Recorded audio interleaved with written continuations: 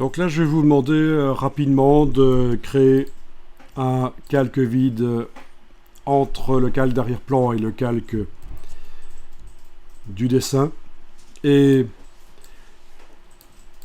avec le pinceau, parce que la baguette magique ici, ça va être compliqué, il y a trop de petits traits. Avec le pinceau, voilà, on va dessiner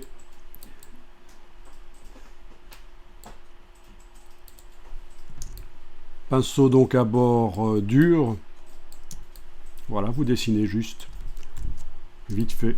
Alors c'est là qu'une tablette graphique pourrait être intéressante. On n'a pas le temps de les installer là, mais par rapport à la souris, ce serait quand même mieux. N'oubliez pas que si vous dépassez, surtout, ne dessinez pas en blanc, vous gommez. Alors il n'est pas interdit de faire exprès de déborder. Pourquoi? Parce que ça peut donner un genre. Voilà, là j'y vais à la gomme. Je vais aller gommer par exemple, toujours avec une brosse à bord nette. Voilà, il n'est pas interdit d'aller faire des imprécisions. Ça peut avoir un côté intéressant. Là je retourne au pinceau. Voilà, ça peut avoir un côté intéressant, un côté artisanal. Donc ne soyez pas trop perfectionniste, parce qu'on a tendance à faire comme les enfants, vouloir dessiner dans la forme, mais un artiste, ça peut faire quelque chose de beaucoup plus intéressant si ça déborde.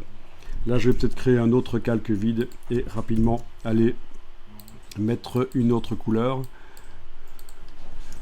Voilà.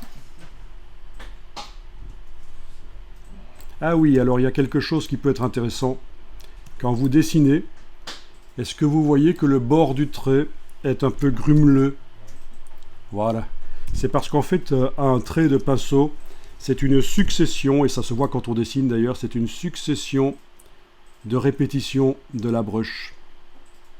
Ça se voit. Et c'est dans menu fenêtre, paramètres du pinceau que vous allez trouver maintenant. Fenêtre, paramètres du pinceau. Vous les voyez, les paramètres du pinceau? Voilà. Et vous avez un curseur qui s'appelle pas. Il est à 25%. Ça veut dire que la forme se répète tous les quarts de son diamètre. Et c'est ça qui donne cet aspect grumeleux et immonde. Vous allez pouvoir augmenter ça. Non, diminuer, excusez-moi, évidemment. Voilà. Vous voyez directement en dessous ce que ça va donner. Ah oui, au fait, si on augmente fort, ça peut être intéressant. Mais il y a plein de choses plus intéressantes à faire avec ceci, en fait. Mais donc, vous diminuez le pas, et ça va vous faire des traits plus lisses.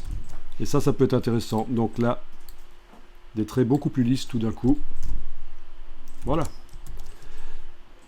Donc, voilà quelque chose à connaître quand on dessine au pinceau dans Photoshop. Alors bien sûr, pour modifier la couleur une fois qu'elle est mise, c'est toujours possible, mais on va le faire en mode destructif ici.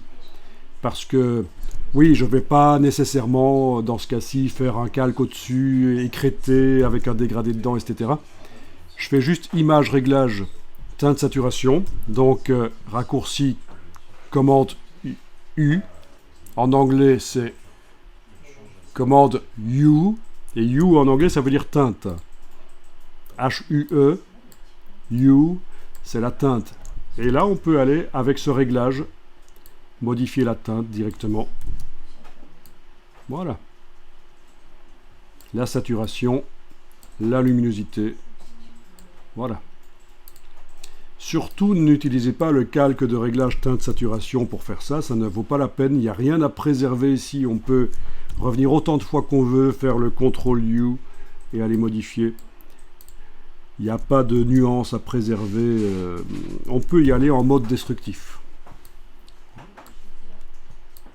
Waouh!